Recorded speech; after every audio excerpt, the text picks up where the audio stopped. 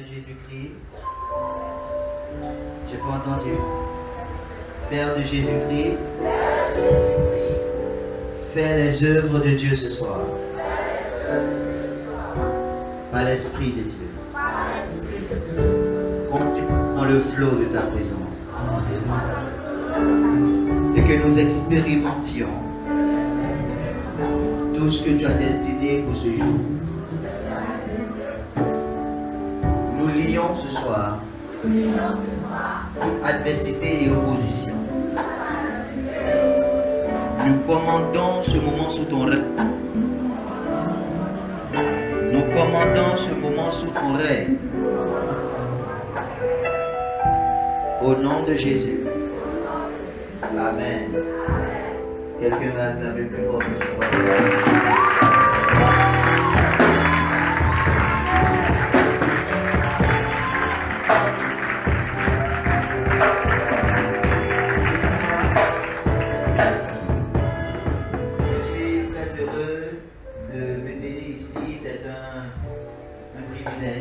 Alléluia. Je vois beaucoup de personnes qui aiment le Seigneur, beaucoup de personnes que je connais aussi. Si je connaissais le nom de chaque personne, j'allais le faire. Et comme je connais le nom de quelques personnes, si je le fais aussi, c'est injuste. Voilà pourquoi je vais demander au peuple de Dieu d'acclamer tous les hommes de Dieu parce que Alléluia. Je suis au micro d'un grand homme qui a fui. Amen. Vous savez qu'il aime le Seigneur. Et je suis là ce soir pour l'encourager et pour participer aux bénédictions de ce soir. Il a une grande vision et le Seigneur a déjà pourvu pour la provision, car nous savons que c'est la provision qui déclenche la vision. Voilà, on a toujours pensé que c'était la vision qui provoquait la provision. Dieu a dit à Abraham, va voir cette montagne, je t'indiquerai. Mais c'est parce que Dieu avait déjà placé sur la montagne un mouton, pour venir au langage contemporain, un bélier. Et là, Abraham est allé sur la montagne que Dieu a indiquée. La montagne donc était la vision. La montagne que je t'indiquerai. Vous comprenez? Et sur la montagne, il y avait un agneau, un bélier, un mouton, je ne sais. Et ce bélier-là n'a pas été sur la montagne parce que Abraham allait obéir. Mais c'est simplement parce qu'il y avait un bélier là que Dieu a parlé à Abraham. La provision vient avant la vision. Lorsque vous voyez ce que Dieu vous a montré, lorsque vous allez dans la direction qu'il vous a montré, vous serez soutenu. Vous ne manquerez de rien sur le chemin. Si réellement Dieu vous a appelé à une chose, Dieu pourvoira. Alléluia. Gloire à Dieu. Je vais partager avec vous quelques passages selon le thème qui m'a été donné. Je suis très heureux d'être ici ce soir. Je vais faire l'effort qu'on puisse traiter des sujets assez accessibles et qui pourra en peu de temps être éclairés. Alléluia. Prenez avec moi Psaume 91, verset 1. Certains pourraient ne pas le prendre et le réciter. Le fameux psaume. À tous les chrétiens attaqués utilisent ce psaume. Alors qu'on devrait utiliser au nom de Jésus. Alléluia. Amen. Voilà, il n'y a pas de plus puissante chose que tout ce qui peut se dégager. Quand le Seigneur me parlait de sa puissance, cet ensemble de molécules invisibles et invincibles qui sont dégagées, relâchées par la prononciation du nom de Jésus, j'ai dit waouh, gloire à Dieu. Il y a des molécules dans l'air, il y a de la puissance dans l'air. Alléluia. J'espère que vous allez participer. Quelqu'un me donne mon amen. Amen. Voilà, je sais qu'on est venu chanter, louer, adorer, mais je vous fais comprendre le cœur de cette chose. Tout a commencé quelque part. Psaume 91, verset 1, que dit la Bible? Quelqu'un lit avec moi? Ok, la sœur, vas-y. Oui. Celui qui demeure sous l'abri du Très-Haut repose à l'ombre du Tout-Puissant. Amen. Nous avons ici 3 personnalités. Amen. Nous avons le Très-Haut. Nous avons l'abri que le Très-Haut a disposé. Et nous avons l'ombre du Tout-Puissant. Et je vous explique cela simplement avant que nous entrions. Vous savez qu'avant que Dieu ne crée toutes choses, il était dans le néant. Parce que l'atmosphère est une création. Dieu a créé l'atmosphère. Donc, il était dans un domaine de vie qu'on ne peut pas comprendre. Il était dans le néant. Et la Bible l'appelle le Très-Haut parce qu'il y a beaucoup de divinités idoles qui reçoivent des adorations de la part des hommes qui sont égarés. La réalité est que Dieu, dans son nom originel, c'est Elohim. C'est un nom pluriel qui veut dire plusieurs Eloah. Vous m'entendez? Et Dieu est une corporation. Ça veut dire Dieu est un conseil. Donc quand Dieu parle, il va utiliser le nous majesté. Faisons, faisons, faisons. Ce n'est pas plusieurs personnes, loin de moi d'attaquer la théologie, mais c'est un conseil. C'est-à-dire c'est Dieu dans toute sa manifestation, dans tous ses habits divins. Il devient par moments le guerrier, il devient par moments l'avocat, il devient par moments le défenseur, il devient par moments le pourvoyeur. Donc Dieu, dans tous ses habits divins, dans tout son conseil, c'est cela Elohim. Elohim, ça veut dire Dieu, mais le Dieu qui n'est pas révélé. Vous savez qu'il s'est révélé par le nom YHWH, qui a été traduit par Yahweh, chez certains Jéhovah. Donc, Dieu, avant qu'il ne se révèle à un homme qu'il a créé, il avait une identité. Et cette identité veut dire Dieu qui vit par lui-même, Elohim, Dieu qui vit par lui-même. Comment était ce Dieu? Ézéchiel nous dit qu'il était un feu dévorant, qui projetait une lumière, habitant dans une présence inaccessible. Un feu dévorant, projetant une lumière, habitant une présence inaccessible. L'un des rois qui typifiait davantage la personne de Dieu s'appelle Assuérus. Assuérus, le mari de Esther. Ça va? Est-ce que vous êtes avec moi? Si vous ne connaissez pas votre Dieu, vous ne saurez pas bien adorer. À lui, oui. Quand je l'adore, je pense à lui dans sa forme originelle. Et là, Assuérus avait une domination terrible sur un grand espace. Il était l'un des plus grands rois que la terre ait porté. Et Assuérus avait une telle autorité que dans son royaume, il y avait une loi. La loi des maîtres et des Perses. C'est une loi irrévocable et absolue. Lorsqu'il décidait quelque chose, même si c'était contre sa propre femme, cela ne pouvait pas revenir en retour. Un jour, il avait bu, après une semaine, il a mangé, il était fatigué, il a dit, ok, je vais vous présenter tous les biens. Alors il a vu que tout présenté, il a aussi présenté sa femme. Et elle n'a pas voulu venir, elle s'appelle la reine Vashti. Elle était chassée. Parce que quoi? Lorsque le roi Assuérus parle, on ne peut pas revenir là-dessus. Qui représentait Assuérus? La royauté divine. Assuérus a été l'un des plus grands rois que la terre ait porté. Et Dieu se typifie à Assuérus. Parce que lorsque vous entrez dans la présence d'Assuérus, il va vous tendre un bâton qu'on appelle le sceptre royal. Quand le général qui est passé, dans le régime passé, était encore là, il avait pour habitude de se promener avec un certain bâton, qu'on appelle le bâton de commandement. Dans l'armée, il y a une sorte de bâton là. C'est simplement pour dire aux autres que c'est moi qui ai l'ordre de commandement. Et quand tu entres dans la présence d'Assuérus sans qu'il t'ait appelé, il te tend le bâton, tu es gracié. S'il ne t'a pas tendu le bâton, on te tue. La présence de Dieu. Ok. La présence de Dieu est merveilleuse. Elle est fantastique. Je pèse mes mots. J'aimerais être accessible. Amen. La présence de Dieu est merveilleuse. Mais on y vient par autorisation.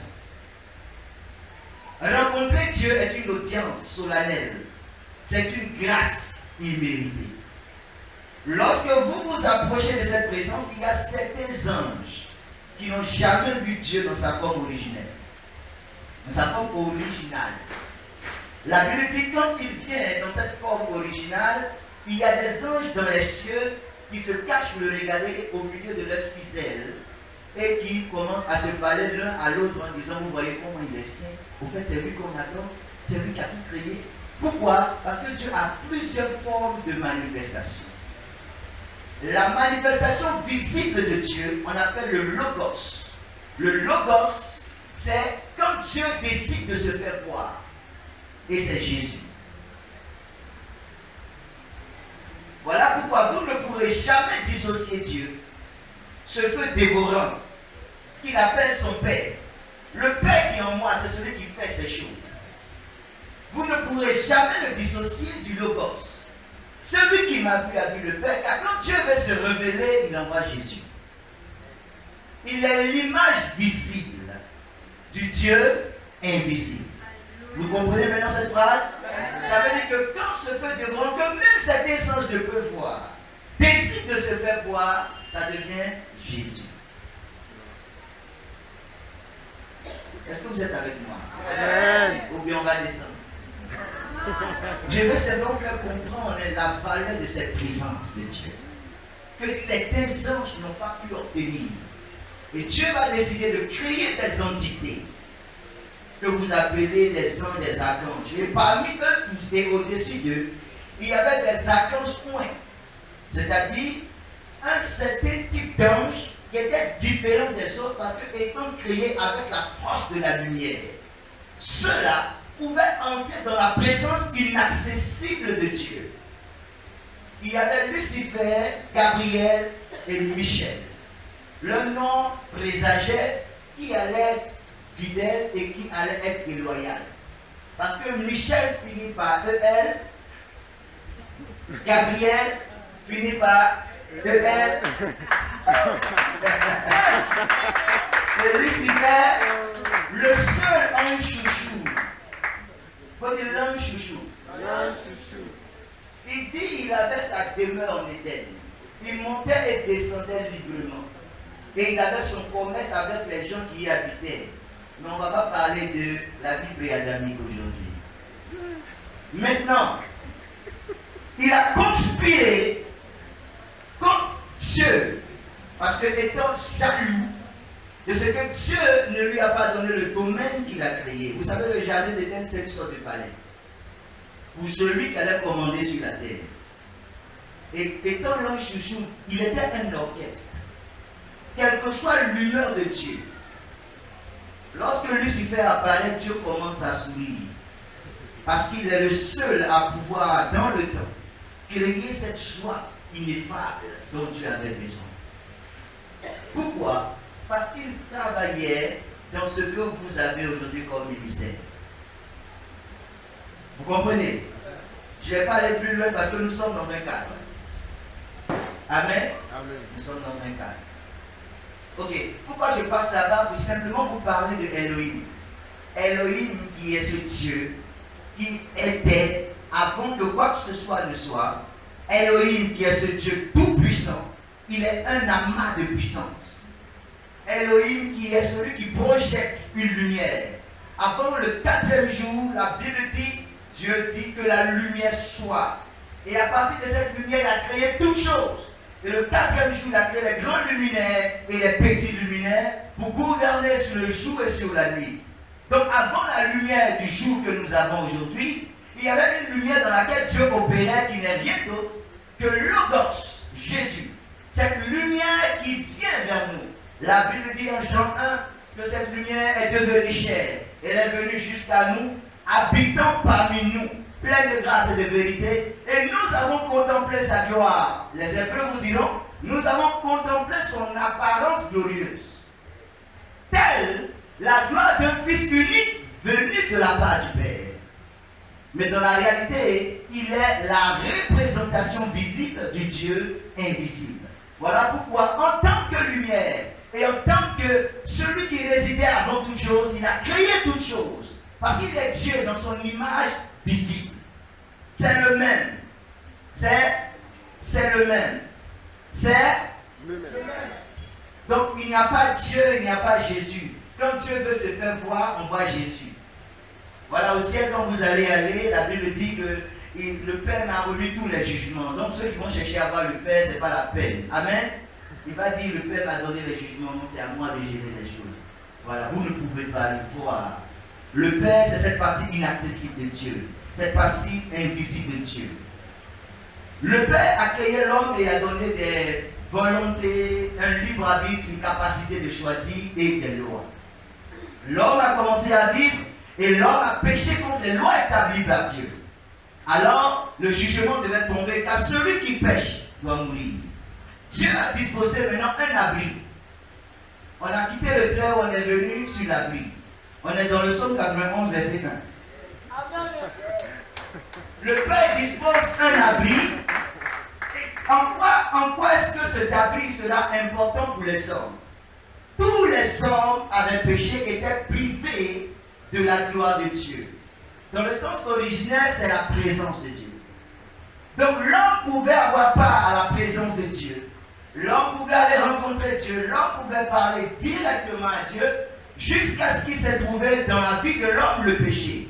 Et l'homme a été séparé de cette présence glorieuse de Dieu. C'est en cela que la Bible dit que tous ont péché et sont privés de la gloire de Dieu. J'étais un jour en train de causer avec quelqu'un et la personne a eu à dire, tu sais, tous ont péché et sont privés de la gloire de Dieu. J'ai dit, je ne suis plus dedans.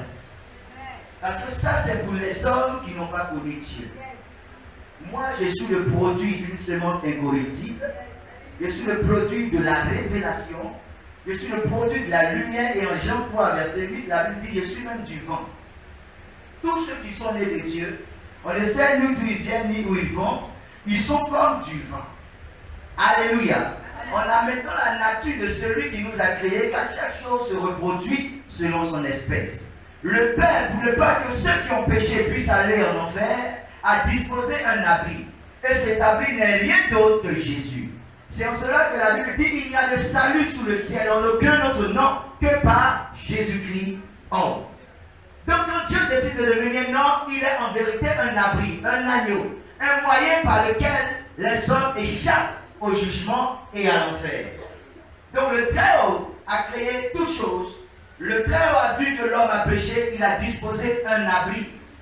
Et maintenant, cet abri ayant accompli un travail merveilleux, va se retirer de la terre.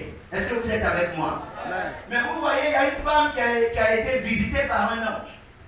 Et cette femme était appelée du nom de Marie. Marie, c'était la mère de notre Seigneur Jésus-Christ que j'aime beaucoup. Alléluia. Marie a reçu l'ange et l'ange lui a dit que tu vas enfanter. Tu seras enceinte et ça sera bien. Voilà, tu vois, le Messie viendra. Elle dit, mais je sais, tout ça, quand quelque chose vient de vous, c'est vrai. Mais comment cela se fera-t-il? Et l'ange a dit, c'est l'ombre du Tout-Puissant qui va se coucher sur vous. Vous savez, l'impossible devient possible par l'ombre du Tout-Puissant. Aujourd'hui, le Seigneur Jésus est parti. Mais il nous a envoyé quelqu'un qui veut se coucher sur nous pour produire tout ce que Dieu a en réserve pour nous. La Bible dit, quand viendra celui que le Père a promis, la puissance du Très-Haut vous couvrira. Et alors vous irez. Vous comprenez? Donc allez atteindre l'objectif vient du fait que vous êtes sous le coaching d'une personne.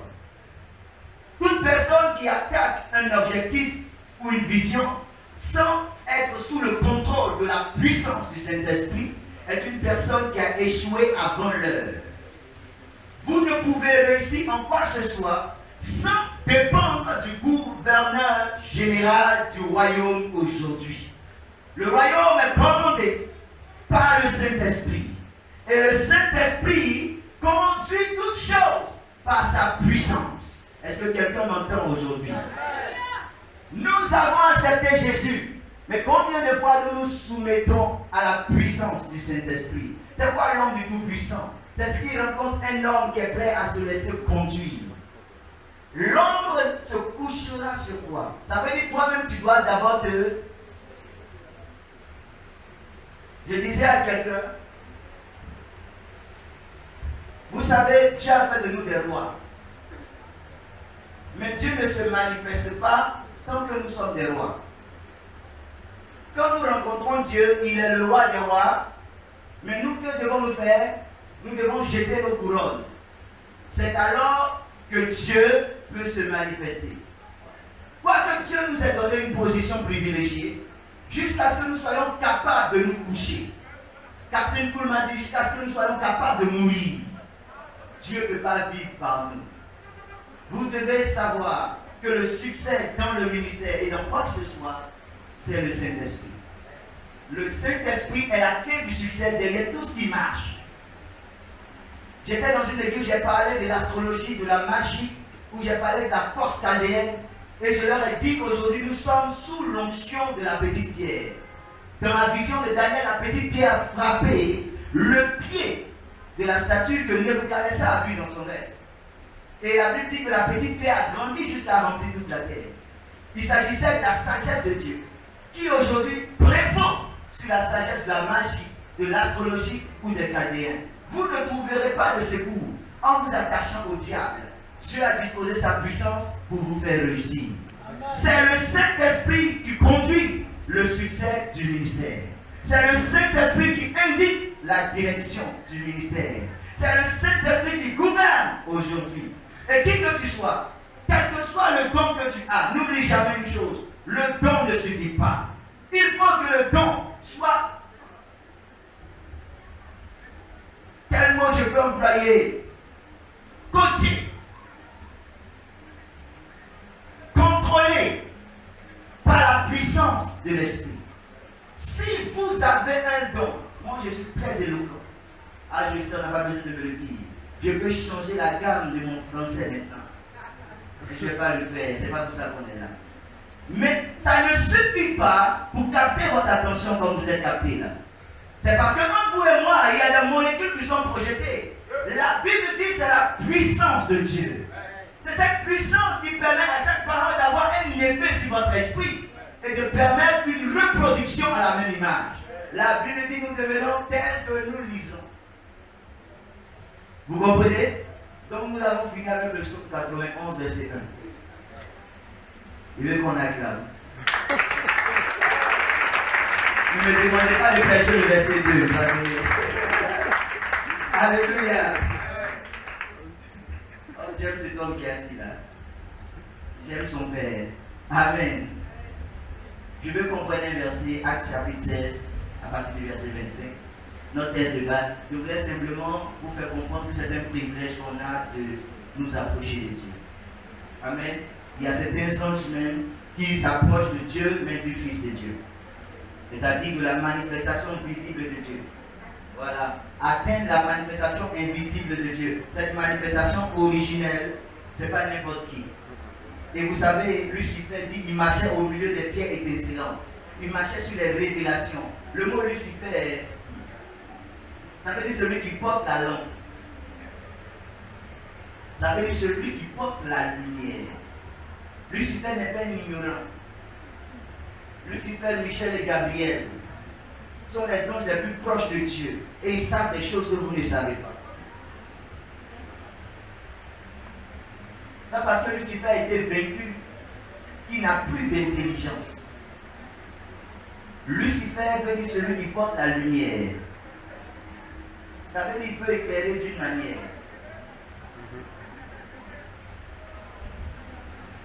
Un jour peut-être on fera un séminaire spécial sur les anges, non pas dans le but de les adorer, mais de faire comprendre leur fonction. Et comment est-ce que votre adoration et votre louange peut engager les armées célestes? Sans que vous ne puissiez dire, ange de Dieu, engagez-vous. Non, non, non, non. Ils sont obéissants à la foi de Dieu. Mais vous pouvez les emmener à agir en mettant dans une posture. Dans une veillée, je disais à une personne, ton bras est ton bras ou c'est mon bras? Elle dit, ok, c'est son bras. Il dit, tu es sûr que c'est ton bras? Elle dit, oui, c'est son bras. Il dit, ok, moi je l'envoie à droite. Elle a fait pas. Il dit, ramène ton bras. Elle est bloquée. J'ai dit, bon, j'envoie ton bras à gauche, là. Qu'est-ce qui se passait? C'est parce qu'il y a des êtres qui étaient là, des entités qui étaient là. Qu'est-ce que je faisais? Je lui montrais qu'en dehors de ce que tu peux voir, il y a ce que tu ne vois pas qui existe. Nous sommes dans un petit monde, au milieu d'un grand monde invisible. Vous avez besoin que les entités viennent. Dieu ne va jamais venir immédiatement parce que vous louez. J'ai entendu des gens dire quand on loue, c'est Dieu qui vient. Lui, c'est Dieu qui vient. Mais qui a dit que Dieu vient sans ses anges? On n'aura pas le temps de parler de tout ça aujourd'hui, mais juste vous dire que le jour où vous allez comprendre que la louange et l'adoration ouvre le ciel et déplace le ciel. Le ciel. C'est quoi la clé de David?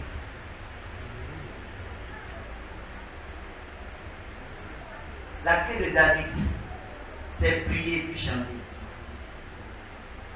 N'oubliez jamais ça de votre vie. Quelle que soit la situation dans laquelle vous allez vous trouver, quand vous priez et chantez, n'importe quelle porte va s'ouvrir. N'importe quelle porte. Cette clé-là ouvre toutes les portes. Et si vous priez et chantez devant quelque chose que vous ne voulez pas, ça sera fermé pour toujours. Peut-être tu n'as pas encore dit Amen. Prenez Acte 16, verset 25. J'aime les gens qui adorent Dieu. Voilà pourquoi je vous donne ces secrets qui normalement ne devraient pas être donnés.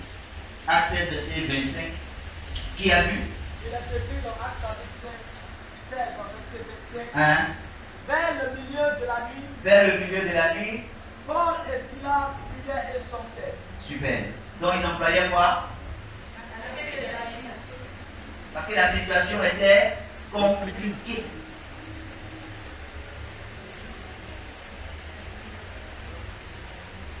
Ils étaient dans les chaînes, ils étaient dans les liens, ils étaient couchés. Et la Bible dit, priaient et chantaient en glorifiant Dieu à haute voix de sorte à être entendus par les voisins prisonniers. Et tout d'un coup, la terre trembla. Les liens se sont rompus. Les portes se sont ouvertes. Et la grande porte de la prison s'est ouverte. Celui qui avait le contrôle sur eux s'est mis à genoux, on l'appelle le geôlier. Il a commencé à les supplier. En d'autres termes, le pouvoir a changé de main quand ils ont commencé à chanter et à prier. Amen. David est le soldat, prophète, roi, poète, qui n'a jamais eu une égratignure. Malgré toutes les batailles qu'il a menées, à cause de ce qu'il pouvait louer Dieu 7 fois avant d'aller en guerre. 7 fois. Regardez quelqu'un d'aussi anormal. Avant d'aller en guerre, il doit s'entraîner. Il battait louer Dieu 7 fois. Et puis il dit alors. Pourquoi? Il marchait avec les entités. Si quelqu'un me comprend. Pourquoi est-ce qu'on a peur de toucher le caractère spirituel que provoque la louange et l'adoration? Pourquoi on pense que c'est seulement quelque chose qui va venir nous émouvoir? Vraiment, on se sent bien, on adore Dieu, on pleure. Il y a une réalité, un film qui se tourne. Quand vous ouvrez la bouche, vous louez et adorez Dieu. Vous n'avez plus le contrôle. La louange et l'adoration sont comme l'action prophétique dans le monde spirituel. Lorsque vous posez une action prophétique, vous ouvrez le ciel et les anges sont en action. Il y a un homme qui devait mourir, il s'appelle Élisée. Et le roi est venu me voir et dit pardon, pose une dernière action avant que je ne meure. Il dit ok, prends des flèches. Il les a pris. Il dit tape au sol. Pas une fois, pas 2 fois, pas 3 fois. Il dit mais pourquoi tu arrêtes? Oh, tu auras 3 guerres, tu vas gagner 3 fois, mais après on va te gagner. C'était banal.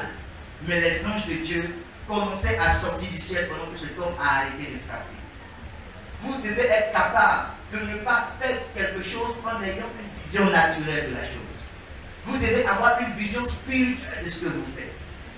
Lorsque Daniel priait, il n'avait pas une vision spirituelle de la chose. C'est l'ange qui est venu lui dire.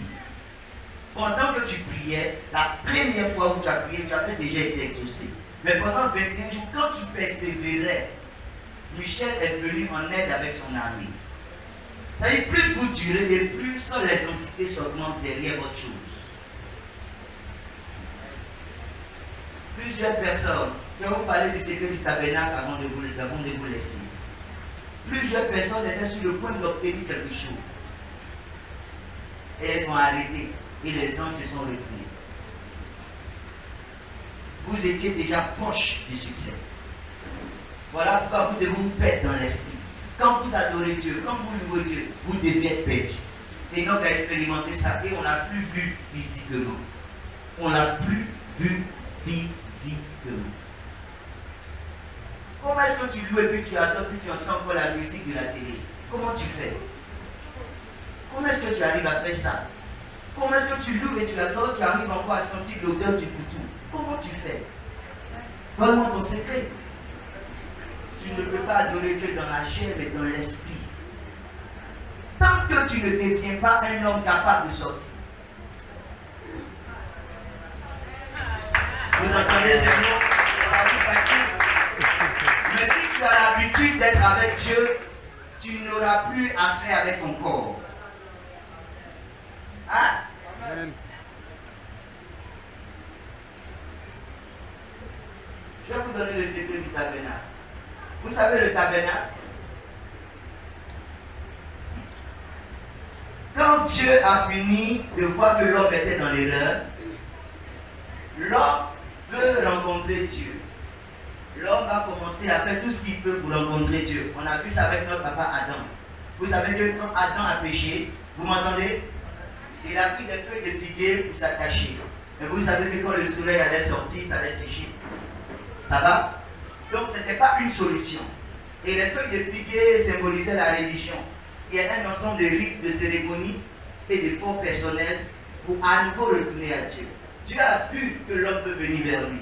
Qu'est-ce que Dieu va disposer? Il va disposer une maison à 3 pièces. Cette maison était le moyen par lequel l'homme pouvait à nouveau revenir à Dieu. Et chaque pièce avait un code. Vous m'entendez? Je suis en train de vous parler de la présence de Dieu. La première pièce, on l'appelle le parvis. La deuxième pièce, on l'appelle le lieu saint. La troisième pièce, on l'appelle le lieu très saint. Le code du parvis, est-ce que vous m'entendez? N'est pas le code du lieu saint. Regardez-moi, vous avez la domination sur ces choses. N'est pas le code du lieu très saint. Comment on entrait dans le parvis? Comment on entrait dans le lieu saint? Et comment on entrait dans le lieu très saint? Que symbolisait le lieu très saint? Et quel était l'objectif de Dieu quand il établissait le tabernacle? On va lire ensemble. Prenez Ésaïe 35, verset 8 à 11. Lis-le. C'est là que je vais vous donner la révélation et je vais prier. Ésaïe 35, verset 8 à 11. Mais jusque-là, ça va. Amen. Amen. Le très haut, c'est Dieu, celui qu'on n'a pas connu. L'abri, c'est Jésus, celui qui l'a disposé pour nous sauver. L'ombre de El Shaddai, c'est le Saint-Esprit, celui qui l'a donné pour nous conduire. Nous vivons maintenant sur la terre et nous sommes appelés à vivre cette présence de Dieu. Nous allons maintenant découvrir le secret du tabernacle. Comment est-ce que les anciens entraient dans la présence de Dieu? Quel était le moyen? Alléluia. Vas-y. Ésaïe chapitre 35. Nous lisons le verset 8. Il y aura là un chemin frayé. Il y aura là un chemin frayé. Doucement, doucement. Dieu a vu les souffrances des hommes. Vous m'entendez? Il va disposer un moyen par lequel les hommes vont à nouveau retourner à Dieu. Vous entendez? Dieu va disposer un chemin. Donc le chemin n'a pas été disposé par l'homme. Le chemin n'est pas la conséquence des recherches personnelles, mais c'est une grâce de Dieu. Dieu a vu notre aspiration et il va maintenant disposer un chemin pour qu'on retourne à lui. Ok, vas-y. Une route qu'on appellera la voie sainte. Qu'on appellera la voie sainte. Nul impur n'y passera. Nul impur n'y passera. Elle sera pour eux seuls. Elle sera pour eux seuls. Ceux qui la suivront. Même les insensés. Ne pourront s'égarer. C'est-à-dire que c'est un chemin sûr. C'est une méthode sûre. Vas-y. Sur cette route. Point de lion. Nulle bête féroce ne la prendra. Ceux qui vont appliquer ce qui se passe sur ce chemin-là ne pourront aucunement être inquiétés par un lion. Le lion est le symbole ici de Satan lui-même. Les bêtes féroces sont les animaux qui l'engagent ou ceux à qui délègue ses pouvoirs. On les appelle les hommes forts. Les hommes forts, c'est ceux à qui Satan délègue ses pouvoirs. Amen. Vas-y. Nul ne s'y retournera. Personne ne pourra les inquiéter. Les délivrés qui marcheront. Tous ceux qui y sont ont déjà été délivrés par Jésus. C'est eux qui vont marcher sur ce chemin. Oui, vas-y. Pourquoi? Les rachetés de l'Éternel retourneront. Regardez ce passage. La Bible dit qu'ils retourneront, alors que la Bible dit que c'est un chemin tracé. Donc ils viennent d'où? Et ils vont où? Ils viennent d'où? Les rachetés de l'Éternel, ils retourneront en passant par ce chemin. Donc ils vont où? D'où ils sont venus? D'où ils sont venus? Ouh là là, ouh là là. Quand nous avons été créés, vous savez que le grand rideau qui a été déchiré, vous savez que sur le rideau, les Juifs avaient dessiné des anges. Ces anges-là symbolisaient les deux anges devant la présence de Dieu. Donc, ils sont sortis d'où? Ok, de la présence de Dieu du jardin. Ils y retourneront, ils vont où? Ok, c'est bon. Les rachetés de l'Éternel, par ce chemin, ils retourneront. Comment? Vas-y. Ils iront à Sion avec chant de lion. Ils iront à Sion. Le mot Sion symbolise la présence de Dieu, la montagne de Dieu. Ça symbolise l'église de Dieu. Ça symbolise le lieu où Dieu et ses enfants se rencontrent. Ils retournent dans le lieu de la communion. Comment? Avec chant de triomphe. Avec des chants de triomphe. Vous n'avez jamais vu dans un psaume où il était dit entrez dans ses portes avec vos louanges. Donc ils sont en train à nouveau de s'approcher de Dieu et Dieu donne la méthode par laquelle on revient vers lui. Est-ce que vous me comprenez? Lis. Et une joie éternelle couronnera leur tête. Et une joie éternelle couronnera leur tête. L'allégresse et la joie s'approcheront. Quand ils commenceront à s'approcher de Dieu de cette manière, l'allégresse et la joie vont s'approcher d'eux. Mais la douleur et les gémissements s'enfuiront. Et la douleur et les gémissements vont s'enfuir d'eux. Ici, la Bible parlait du chemin de la voie sainte, qui est le chemin que Dieu a révélé à Moïse sur la montagne. Dieu a envoyé Moïse sur la montagne et lui a montré quelque chose dans le ciel. Dieu, quand Moïse est descendu, Dieu lui a dit, fais d'après ce que je t'ai montré sur la montagne. Quand il est venu, il a représenté tout ce qu'il a vu. Et c'était une maison à 3 pièces. Ces 3 pièces symbolisaient les différentes étapes par lesquelles l'homme pouvait revenir à Dieu. Dans la dernière pièce, il y avait l'âge du Seigneur qui symbolisait la présence de Dieu. Avant d'y accéder, l'homme devait passer par les parvis. Il devait passer par la suite par le lieu saint et encore par le lieu très saint. Le tabernacle est la voie sainte dont Ésaïe parlait. Le chemin par lequel le diable ne peut pas nous inquiéter. Le chemin par lequel on peut être à nouveau avec Dieu. Comment? Chaque chose dans le tabernacle typifiait Jésus. Donc, quelqu'un qui se demanderait alors, si le tabernacle doit être d'actualité, en quoi est-ce que Jésus a une valeur? Jésus a une valeur parce que chaque chose dans le tabernacle représentait Jésus. C'était l'ombre des choses à venir. C'était une image de ce que Jésus devait un jour venir accomplir. Mais c'était un chemin prophétique par lequel on pouvait à nouveau retrouver Dieu. Donc si nous suivons ce chemin, nous sommes sûrs de retourner dans la présence de Dieu et de le rencontrer. Dans les parvis, il y avait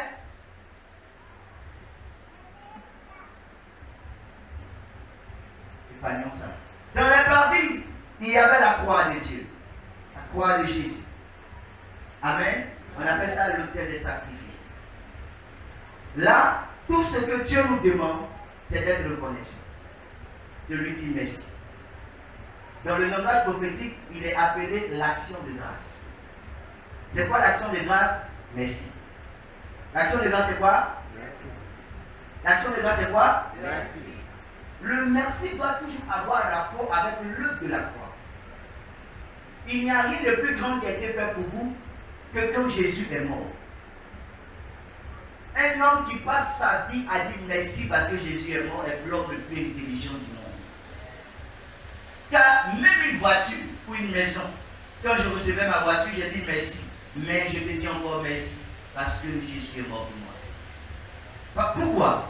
Parce que c'est le chemin pour entrer là où tu as été chassé.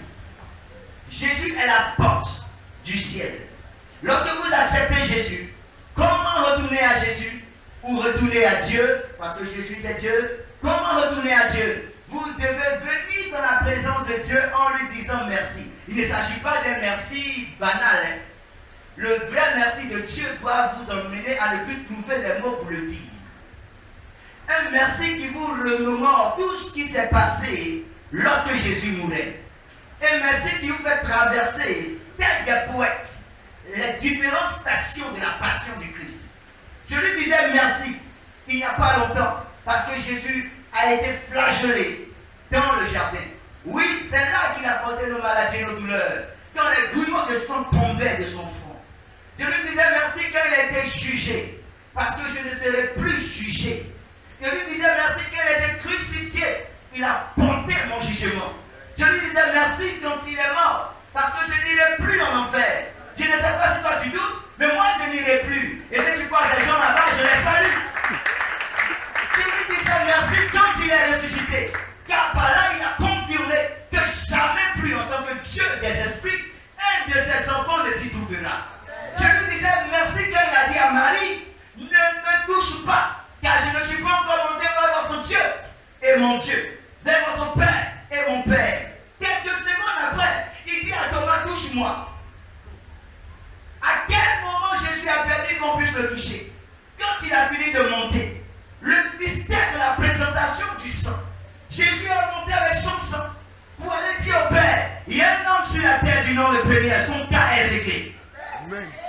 Maintenant, quand il est revenu, pendant 40 jours, il a annoncé les mystères du royaume à son peuple. Et la Bible dit après, comme pour dire qu'il défie les lois de la pesanteur, il est monté sans ascenseur.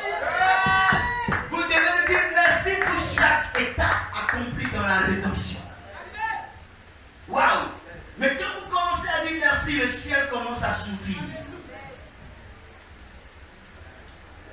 Les anges commencent à s'intéresser à vous. Ils reconnaissent le Seigneur.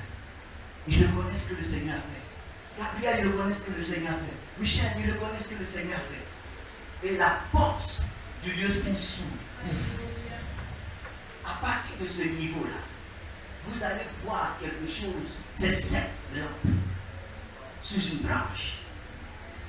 Dit le Saint-Esprit. Le Saint-Esprit. Arrivé à ce niveau dans le lieu saint, je m'efforce à trouver les mots adaptés. De peur que tu ne m'aimes plus. Ici, vous êtes obligé de louer le Seigneur. Amen. Amen. Le code du lieu saint, pour faire un séminaire, on va parler des accouchements, on va parler de la traversée de la présence, on va parler d'accessibilité à la présence du trône. On va parler de ça parce qu'aujourd'hui c'est un jour où tu le chantes. Amen. Le code du lieu saint, c'est la louange. La louange. C'est quoi la louange? C'est raconter les hauts faits de Dieu. Soit par des chants, soit par une voix sainte, ou en racontant les Écritures. Moi, je loue Dieu en disant tout ce que Moïse a fait. Je me rappelle lorsque tu étais devant la mer Rouge. Là, tu étais avec ton bœuf. Et un homme a dressé le bras, un simple bras, qui a divisé la mer parce que des amas d'anges étaient descendus. Un groupe à droite, un groupe à gauche. Tu as aspiré de la terre tout ce qui était liquide afin que ton peuple passe à sec. Je te voyais là, couvrir ton peuple d'une magnificence glorieuse. Père, je t'élève, parce que nul n'est comme toi. C'est ta main qui était dans la main de Moïse. C'est ta main qui était dans la main. La main d'un homme a laissé sortir le vent d'Orient. Quand le vent a obéi à la position du main, quelqu'un fait comme ça. Fait comme ça. La Bible dit que Moïse a fait ça et le vent est sorti depuis l'est. Ça a déchiré l'eau. Les anges se sont mis de côté, de sorte à ce qu'il n'y ait plus d'espace. L'eau ne pouvait plus descendre. On voyait l'eau suspendue, mais spirituellement, c'était des entités. Ils ont aspiré l'eau du sol. Ce n'était pas boueux, c'était sec. Ça pouvait blesser. Celui qui a soufflé le vent était réjoui parce qu'une femme du nom de Marie chantait et prophétisait.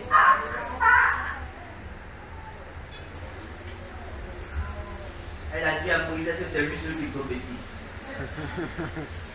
C'est parce qu'elle aussi, elle a participé au miracle. Lisons la Bible. Amen. Toutefois où la prière et la louange se sont entremêlées, la situation a été dépassée. La louange est la deuxième étape pour aller à Dieu. Et la dernière crise, c'est l'adoration. L'adoration emmène tout ce que nous sommes et tout ce que nous voyons vers une seule personne. Voici un homme appelé aveugle de la part de ses frères parce qu'il a vu Dieu dans le soleil du midi. Et il dit, je le vois. Bon, je ne sais pas si vous entendez ce que j'entends. Il est aveugle et il le voit. Ceux qui sont voyants ne le voient pas, mais ils entendent. Qui est aveugle? Lorsque Jésus devient la seule chose qui t'intéresse, tout perd sa valeur.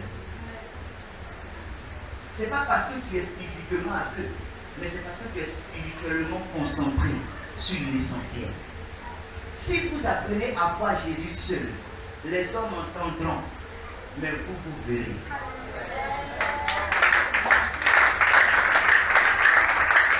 Le temps est venu où la véritable adoration doit laisser passer les odeurs de nourriture. Je vous assure. C'est banal ce que je dis, mais c'est trop profond. J'aurais voulu m'exprimer dans un langage céleste. Ce serait un peu trop bizarre.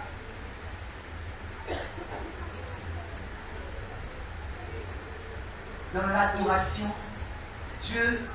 l'adoration n'est pas une discipline. C'est un niveau de rencontre. C'est un niveau de rencontre. Dieu parle d'adoration quand vous êtes perdu dans l'esprit. Quand tu as conscience encore des choses, on n'adore pas beaucoup Dieu.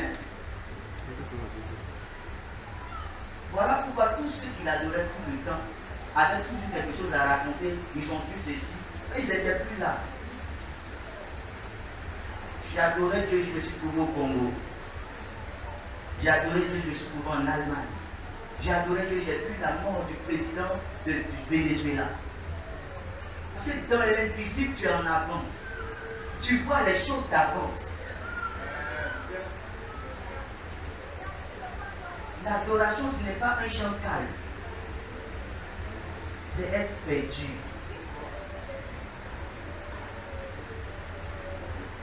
Nous devons rencontrer Dieu jusqu'à l'adorer. Jusqu'à être perdu. Ou quelqu'un va nous taper 3 fois avant qu'on lui dise, hein? Est-ce que vous comprenez ce que je dis? Amen. Voilà la responsabilité que ces hommes ont. De nous emmener avec des chants, des cantiques, des paroles, à nous perdre.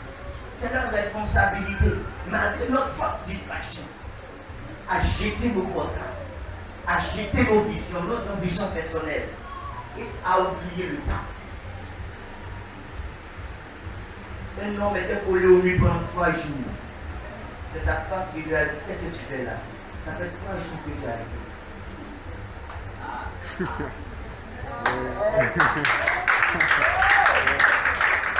Alléluia. Gloire à Dieu. Atteignons ce niveau. Et la Bible dit, quand vous atteignez ce niveau, il y a l'ange du Seigneur qui sort du propitiatoire. C'est le Seigneur lui-même dans la forme d'un homme, on appelle ça la théophanie. Il sort du propitiatoire et il donne une parole pour la nation et qui va contrôler la nation pendant 1 an. Parce qu'on rentrait dans le tabernacle une seule fois par an. Ça veut dire que quand vous atteignez ce niveau, une seule parole peut changer votre vie. Une seule parole. Vous n'aurez même pas besoin de beaucoup de paroles. Une seule parole.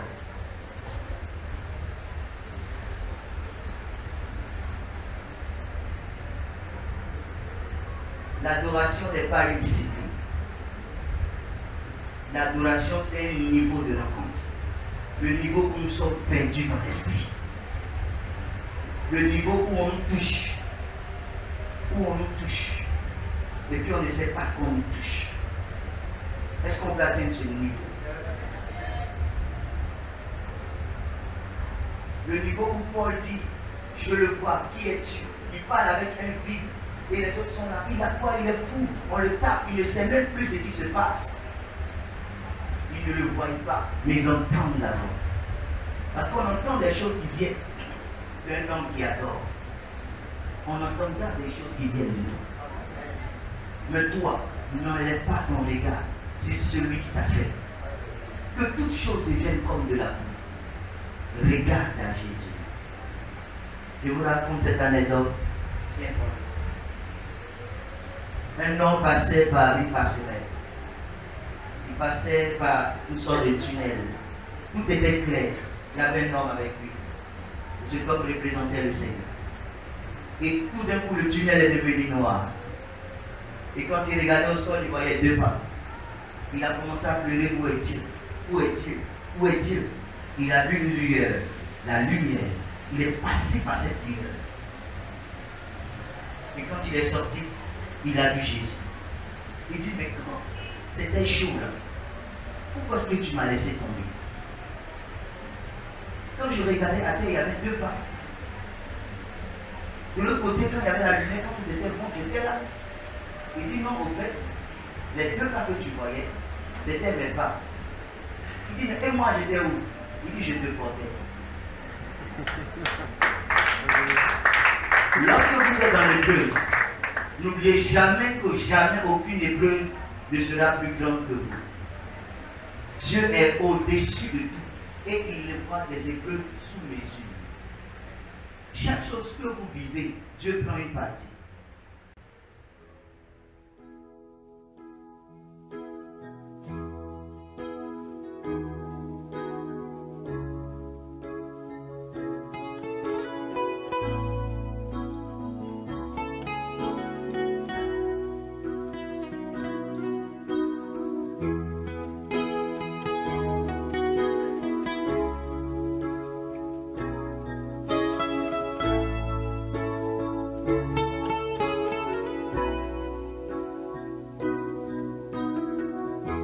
Je veux chanter un chant d'amour